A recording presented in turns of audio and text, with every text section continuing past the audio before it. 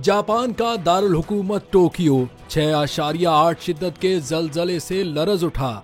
8 अगस्त को जनूबी जापान में 7.1 शिद्दत के जलजले के बाद अब फिर से जापान जलजले के झटकों से लरज उठा। इस बार 6.8 शिद्दत का जलजला रिकॉर्ड किया गया, जो कि जापान के दारुल हुकूमत टोक्यो में महसूस किए गए।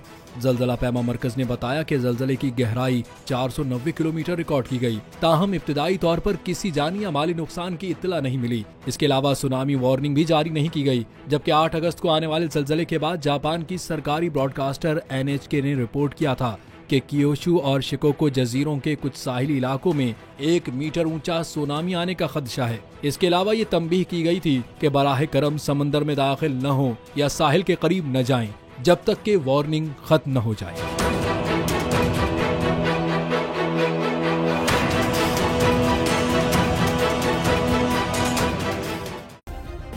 सब्सक्राइब करें और बेल दबाएं ताकि कोई खबर रह न जाए।